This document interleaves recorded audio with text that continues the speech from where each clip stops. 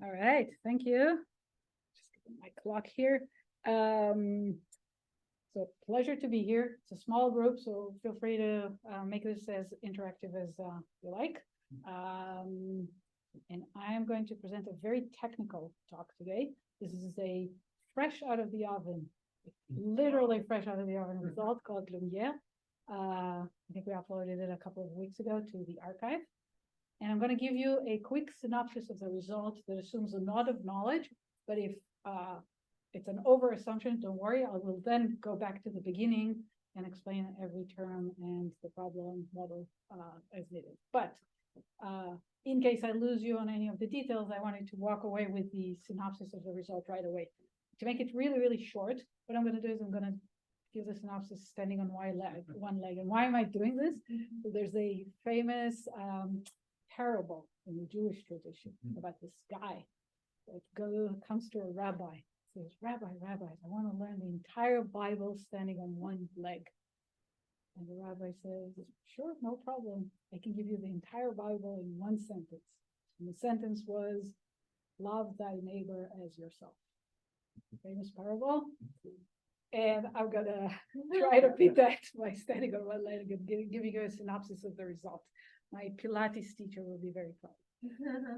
Okay, so here we go. So Lumiere solves the problem of Byzantine View Synchronization, which is a necessary component in solving Byzantine consensus, Byzantine Fault Tolerant consensus, and enables, when plugged into a Byzantine consensus solution like hot stuff, in which the basic consensus protocol is already optimal, the view synchronization that we solved enable optimality, both in the worst case and in the optimistic case. So in the worst case, that means that we solve with communication complexity, which is quadratic, and that's the best you can hope for, and latency, which is linear in the synchrony parameter delta.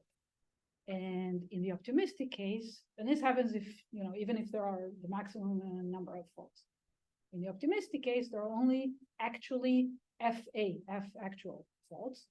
And then in that case, the communication that we pay for is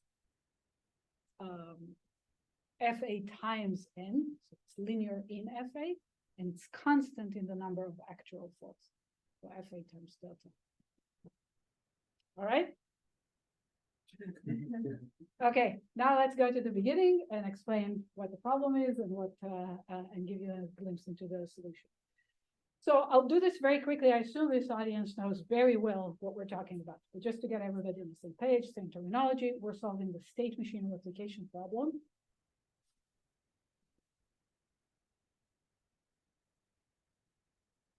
Oops. We're solving the state machine replication problem, which is a problem that has clients and servers. The servers are implementing a service for the clients. The clients can send requests and get responses back.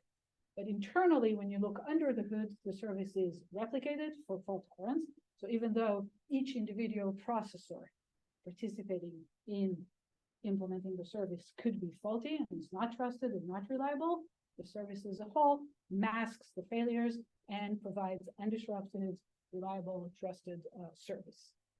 That looks like a deterministic linear server that processes the request one after another. In order to enable that, the core problem that we solve is the consensus problem, which forms agreement on a sequence of these client requests with safety, meaning that everybody sees and applies the same sequence, with liveness, meaning something is actually happening, and with non-triviality. It would be really, really easy to agree on empty sequence of requests. The non-triviality or the validity for this type of problem is that the service is actually getting genuine, original requests from the clients that are signed by the clients. So far, so good? Good. Actually, a lot is known about this problem. many papers. And the first thing that, as a system designer, you would ask yourself is, what are the guarantees and assumptions that I want to work with? So if you assume that the system is synchronous, you might lose safety if the system goes through even a transient period where there's communication delays. This is typically not an assumption that we want to work with in production mission critical settings. We don't want to assume synchrony, but we do have an important lower bound that even under synchrony, in a worst case execution scenario, there might be decisions that will take a quadratic number of messages. The communication would be quadratic. And if that holds under synchrony, it of course holds in any sense. We take that lower bound and already? Okay, that's a very basic question. When Sure. we talk about communication complexity, is it like a point-to-point communication or is it broadcast, or how do you measure complexity? Yes. The answer is yes. Because if we want to be really, really precise, I measure the number of authenticating cryptographic operations, authenticators, verifying authenticators. But yeah, I'm not going to distinguish the communication topology. We're not going to count bits because sending a packet of 1,000 bits and 1 bit is essentially the same time, the same cost. But I'm going to, if I'm being really strict, I'm going to count how many times I need to authenticate and authenticate. But if I send that to n per 6 parties, and they all have to authenticate the same methods, then it's times n. But if you aggregate and signature, no, if I use a digital signature, does it count as n or that's one? One digital That I signature, send to all. and no, but if you send it to One. all of them have to verify. Okay, it's the close operator. Okay. Okay, it's more like operation, right? But my question was, KK is like cats and Paul. Why is it not Garay and Herman, Garay, the data? It's Garay from the 90s. Garay. Well, I look at it. We have to look at it. I think not. Right. Okay. No, I think it's not. It's split around. Perhaps. Yeah, sorry if I. Good. But yeah, so under synchrony, quadratic solutions have been known since 90s or 2000s. We don't want to assume it because we don't want to have safety of the service providing it. Under asynchrony, there are two ways to go. We know that we cannot have a deterministic solution that always guarantees progress. We could use randomization, end up with a randomized solution with an expected quadratic complexity. That's also not the way we will choose to go here. The other approach is to assume partial synchrony. So that the system goes between periods of synchrony and asynchrony, and then guarantees safety during all times and progress only during periods of synchrony. And that's very practical because most of the times the efforts will be timely. And it leads to very nice and very simple and efficient solutions. But surprisingly, until very, very recently, until last year, we did not have quadratic complexity solutions. It's really amazing because this problem has been studied so much. Okay, so just to recap the partial synchrony model that we're looking for and introduce the notation. There's a time at which we assume the system becomes synchronous. That's the global stabilization time, GST. There's a parameter delta, which is assumed to bound all transmissions after GST. And we have a network of n processors, up to f of which are Byzantine. And FA is the actual number of failures that occur in the execution. And what can we hope for? So optimistically, the best we can hope for is linear complexity. At the very least, we have to get a decision, across the network to everybody. If there are actually FA failures, the best we can hope for is n times FA communication.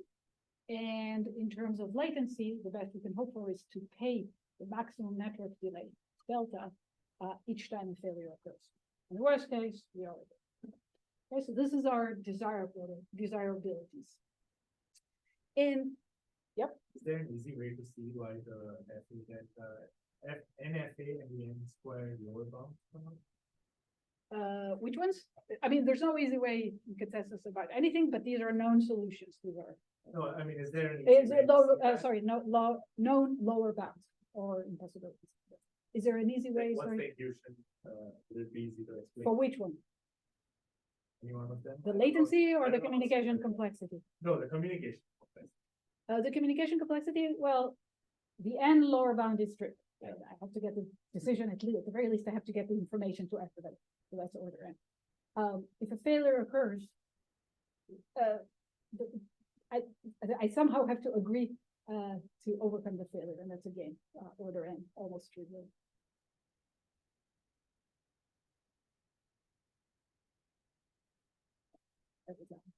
In a way, you could think, let's try to agree without him. Okay, and then shows up nonetheless. And let's try to agree without her, and then shows up nonetheless. And if you exhausted the budget, then you do n and those. And more intuitively, not as a lower bound, but more intuitively, all of these protocols end up having this structure, which is view by view, where we elect somebody as a leader, David, and wait for him to send a message. So we wait for times delta, and we pay linear communication where he starts sending a message to everybody. And it turns out that no, there was not a good leader, and we switch, so that cost us delta time. And then the next leader in line, which would be efficient, again, he's linear, and we have to give him enough time. So the solution recipe and the paradigm that underlies most of these protocols is this view-by-view paradigm, where a view is a time that we give a leader a chance to make a decision which is linear and extremely fast. And then either of two things happen. Either the timer expires and we move to the next view and try again, and or we actually get the decision from the leader. We get what we call a quorum vote, and we will denote it by QC, quorum certificate. And then the decision is made, we can move to the next view early and start the next decision. So I cannot prove to you that that's the only or the best approach to solve consensus in the partial synchrony, but this is the paradigm that underlies most solutions, and we're going to assume that. Sorry, gamma is the view timer, is the time we give the leader a chance to pass a message. The only way we can hope for a linear solution is leader by leader, and that would also have the liveness guarantee that we want under partial synchrony. Here we are fine with randomized protocols. You can use randomization. I'm not fine with randomized guarantees here. Here, everything is determined. So the answer is no. So she doesn't want to use crypto. Well, That's what I was. okay. So why is this leader-based protocol not the end of the story? Well, the problem is that in order for this paradigm, this view-by-view paradigm to actually work and actually give the leader a chance, gamma, to reach a decision, everybody needs to be in that view with the leader at the same time. So for example, if we have time on this axis here, each process may have its local view of what the clock is. So local clock of P1, P2, P3, P4 could be different. Each one of them could enter view 1 and then time out and give up on view 1 at different times. If it looks like this slide, and there's a gap between all the honest processors, which is small enough such that they all overlap before they time out and move to the next view, sufficient time to generate a QC, then we're good. Then we have the view synchronization that we need.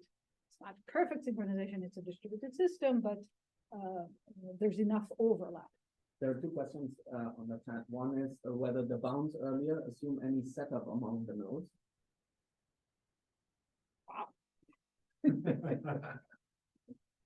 Too many cryptographers in this room.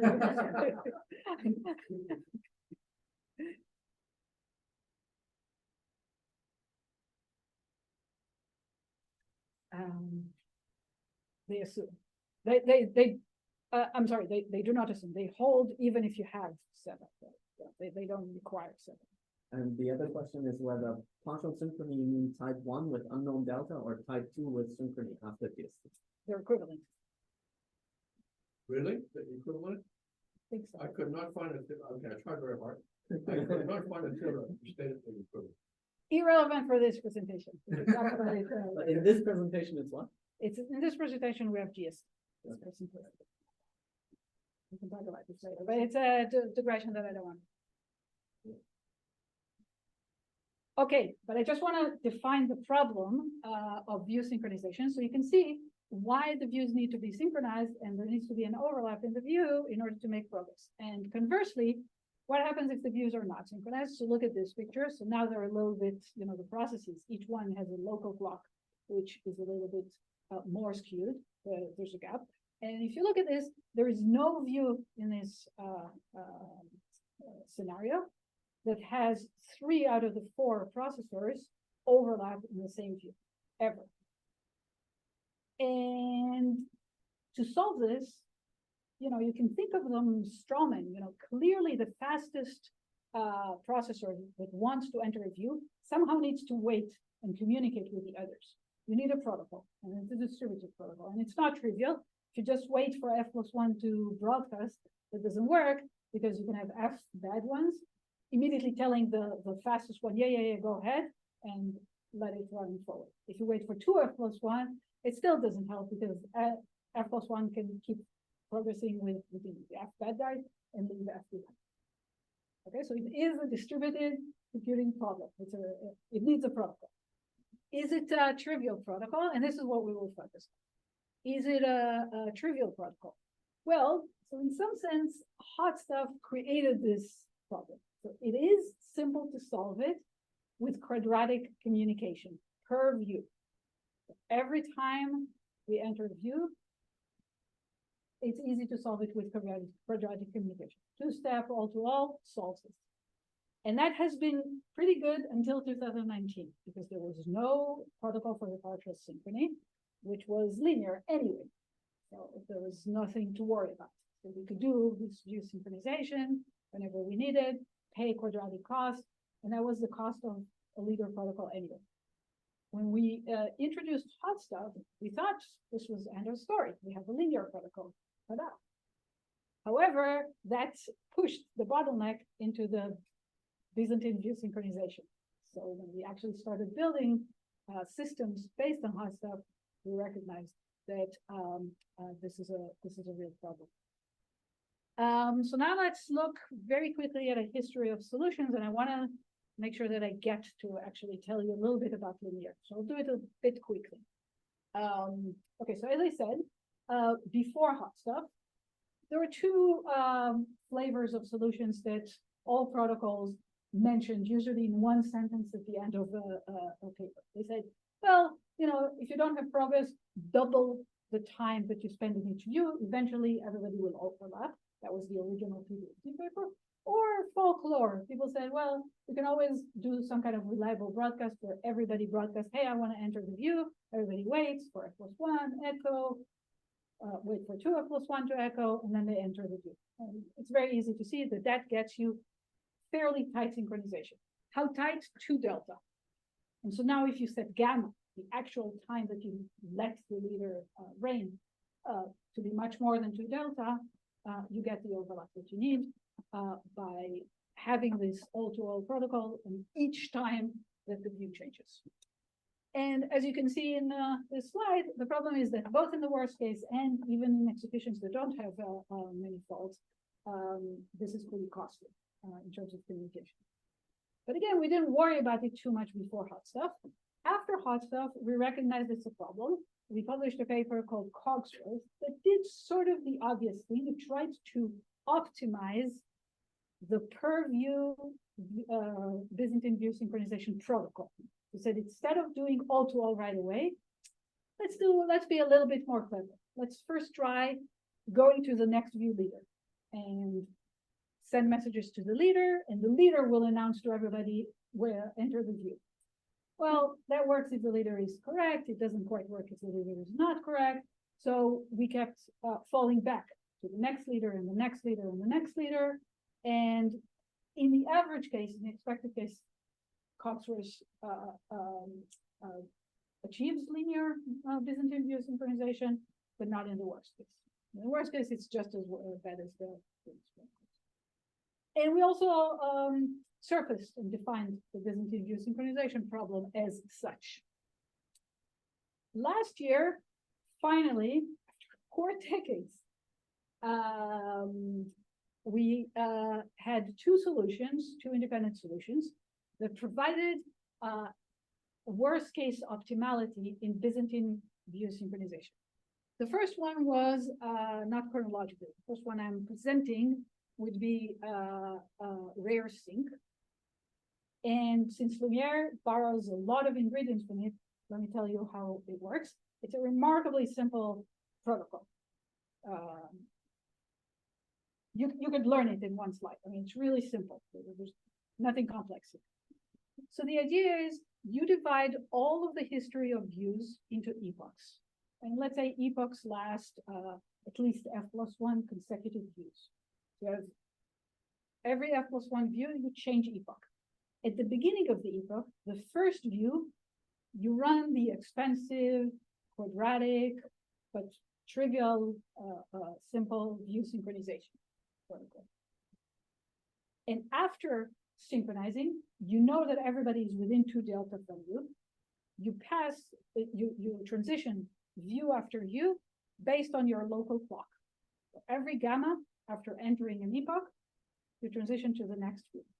What do you get from this? You get an amortized quadratic cost over the entire epoch, which means that your worst case optimum, no matter how many views you needed to change in order to get a decision, no matter how many failures happen, you will get a decision, but you only paid the Byzantine View Synchronization once.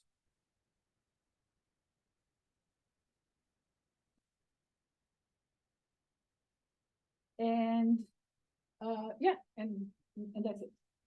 The second work had the same structure, but added a nice twist on top of this. This was Lewis-Pye, same year.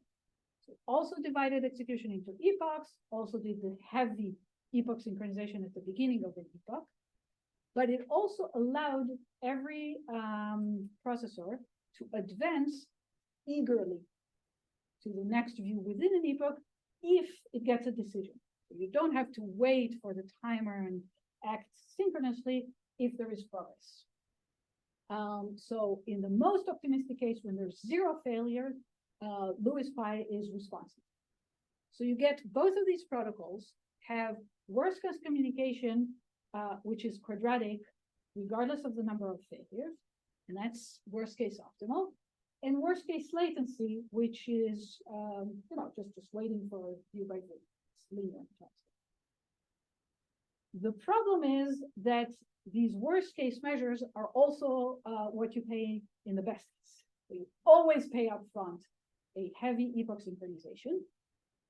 And what is perhaps slightly less obvious is that in these protocols, even in Lewis-Pye, which allows you to progress very, very quickly when decisions are made, as soon as there's even a single failure, if FA is 1, you have to wait for all of the timers to expire. So in Lewis-Pye, if you had a lot of QCs that let you advance decision by decision as quickly as the metric allows, but then you have 1 failure, then you have to wait for the timer expiration that is, your epoch time. So you're paying the worst case complexity measures, both in terms of communication complexity and in terms of latency, always, no matter how many failures occur. Engineers will not be happy, I would say. Sorry? Engineers will not be happy. Yes, this is the sort of thing that, RareSync and Lewis-Pye, I mean, it was the best paper award. It's the first time you have a optimal solution in the partial synchrony for the consensus problem. It's a big deal. But then you want to start building it for a network that runs, with a linear protocol like hot stuff. And like, whoa. Every F views, I'm going to stop and do a quadratic communication protocol. Oh my God. And if N is pretty large, most of the time you don't have failures. Suddenly you have a single failure and then you have to wait, 100 times delta. That's unthinkable. So that's not practical. So of course, we're going to solve this problem. And so the basic version of Lumiere is still very, very simple, still something that I'm sure you can get just by looking at a single slide. It's going to get worse, don't worry. But just solving this basic problem of linear latency is is easy. And the simple observation is that when a decision is made and you advance at the speed of the network, so you get a QC on a view or the next view or the next view, you don't just immediately enter the next view. You also change the entire way you think about the clock. You move it, you bump the clock forward, and you resynchronize with everybody using linear trivial protocol, which is a view protocol. It's not an epoch protocol. And the protocol is, I send a message to the next view leader and say, hey, I want to enter your view early. And if f+1 sends such a message to the leader broadcasts to everybody, a quorum certificate for view change, and everybody advances quickly. And in this way, if you have a good leader, if the number of actual failures is 0 or small, whenever you have a good leader, you advance to the next view quickly. If you have a bad leader, all bets are off. You have to wait for the timer anyway, and you're not in a happy situation. If you have a good leader, everybody will get the QC, everybody will advance their clock. And if you had a succession of good leaders, and then suddenly you have a bad leader, everybody has advanced their clocks. We're going to wait 1 gamma and immediately recover and skip over that bad leader. You don't have to pay an accumulated delay. So still, all of these protocols are extremely simple, to implement and also to analyze. Is it fair to say that this is not modular anymore as the other one solution was? Because the solution here, you're saying somehow the view change, the view synchronization protocol needs to know about the QC. Why should that be a QC? If you think of it as like diagram is view synchronization, or here we do hot start and quorum certificates, why do I have to know in the lower layer that they do quorum certificates up there? Yeah, so it's not generic. It assumes view-based protocols with some indication of when a QC or a decision was out. That means there has to be something that feeds back in the lower layer anyway. So otherwise, the lower layer does not know that the leader is not making progress, but now it has to be a QC that has certain semantics. It's not completely universal or generic or whatever. So Maybe. All right, but what I'm going to do is, instead of making it more elegant, I'm going to make it much, much less elegant. So from here on, no more simple, no more free, low-hanging fruit. So until now, these were all low-hanging fruits. It took 4 decades to observe. Very low-hanging fruit. Okay, so what we have until now is we have the basic Lumiere solution, which is worst case communication optimal that we already had. It's worst case latency is also optimal. And its average case, that's the new part, is also optimal. So you only pay latency when failures actually occur. But what we don't have is I think there's a mistake here. Oh, okay.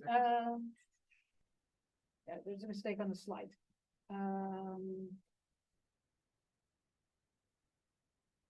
Yeah, the worst case communication for RareSync and for the basic Lumiere should have been n to the 3rd. They're still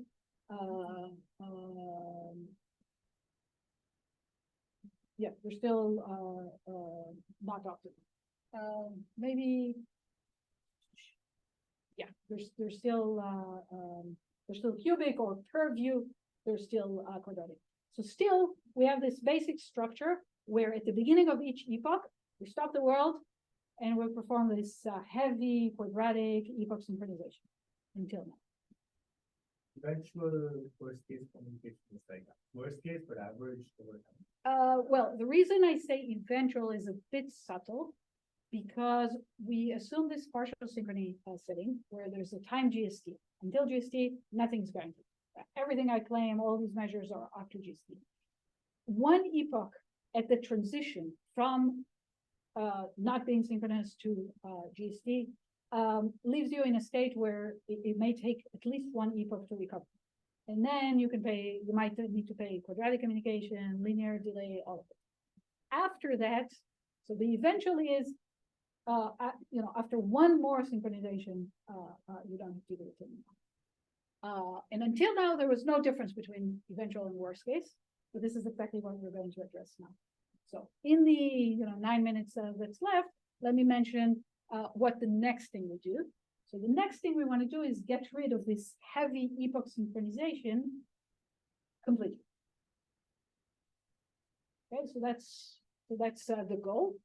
So remember, we have this improved protocol, bumping the clocks, all of this, but we're still paying this heavy synchronization at the beginning of each epoch, which in a practical system, if you have thousands of processors, every once in a while to stop and do this quadratic protocol. I mean, what's the whole point of having a linear protocol? You have to do that.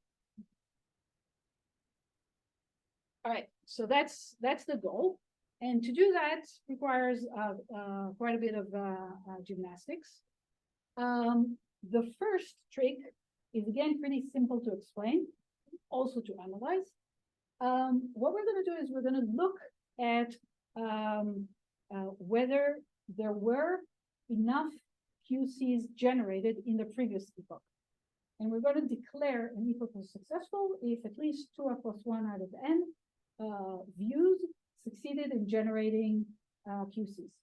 So if the system was indeed reached a point where the epoch started well, and we're after GST, that should hold. So success is guaranteed when the system is synchronous. But when success holds, it doesn't mean that the system is synchronous. It just means that we had a successful epoch. But what we're going to do is we're going to get rid of epoch synchronization if the previous epoch was successful.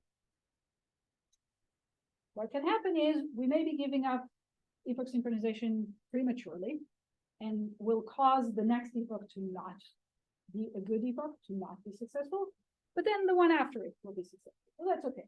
So we paid one epoch. But we're guaranteed that once we actually reach synchrony, that's it. We will never have epoch synchronization again. This creates two additional challenges. The first one is, first of all, we actually have to guarantee that when we start an epoch with good synchronization, we perform quadratic communication, then every honest leader will succeed in generating QC. It turns out that to do that,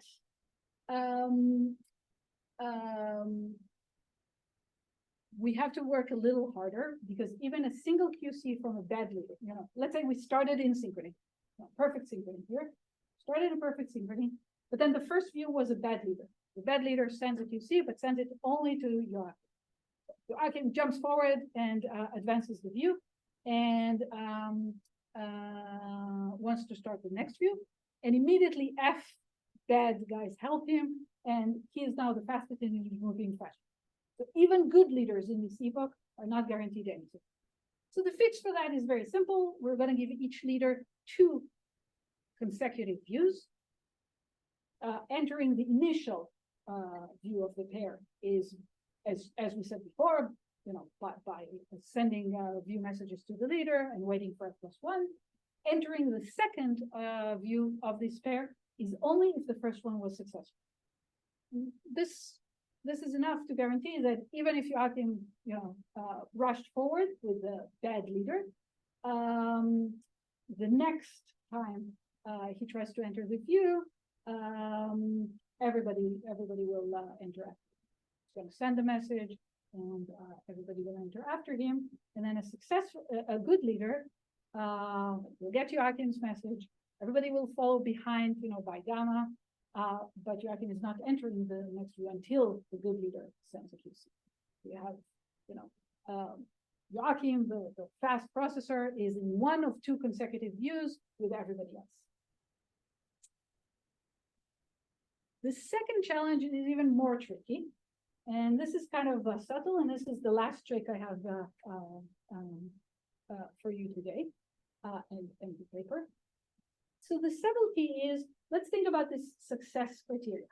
So on the one hand, the most we can hope for in an epoch is 2f+1 out of 3f+1, because there may be f bad leaders. I cannot wait for more. I cannot hope to be more successful than that. On the other hand, again, the converse doesn't hold. So if everybody is honest, or if we have some bad, but active adversary, 2f+1 might be dominated, or 50% of 2f+1 might be dominated by the adversary. It turns out that it's very easy for the adversary to be in a world where we're not synchronous. We started the epoch not synchronized. Everybody starts, in chaos. And then the adversary causes us to skip the leaders that it wants to censor. It cannot skip all of the good leaders because it has to produce at least 2f+1, but it can choose f+1 out of the good leaders, plus its own, f bad, and appear successful even though we're not synchronous and we're under the adversary control. In particular, this allows censorship, and it also doesn't allow good utilization. We only utilize half of the good leaders that we have. And this is a bit of a subtle attack, but we can show that this works. And to prevent that, the nice thing is that the algorithm, the change to the algorithm is extremely simple. The analysis is very, very complex. But the change to the algorithm is very simple. We have to give each leader twice the amount of time that actually takes the leader under good synchrony to produce a QC, and allow the leader to produce a QC only if it gets the votes in the first half of the gamma duration that it raised. What that guarantees is that if we have a good leader that produced a QC, it's going to reduce the gap between the fastest. Remember, Joachim entered first, jumped forward, but if the leader was successful in generating a QC, Joachim jumped forward a full gamma. The leader brought everybody else along after half gamma. So you reduce the gap by half gamma. You do that enough times, and you get epoch synchronization without ever paying, the heavy epoch synchronization. The analysis is extremely involved, extremely tricky, but it actually works. So I just want to say, without reading, this is the full protocol. So the end protocol, the protocol that we end up with is simple, almost as simple as RareSync or Lewis-Pye. You have these synchronization at the beginning of an epoch, and then you have a rule for transitioning views within an epoch, and you have to set your gamma parameter, the view timer. You have to set it, conservatively, but that doesn't complicate the algorithm; just complicates the analysis. And of course, what we get is the bottom row, which checks green on all of the boxes. So now this synopsis hopefully makes sense. And with this, I will conclude.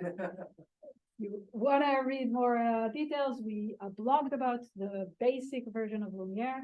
So it explains very well the foundations. And then look at the paper on the archive for the analysis of some of the extra mechanisms in the full version.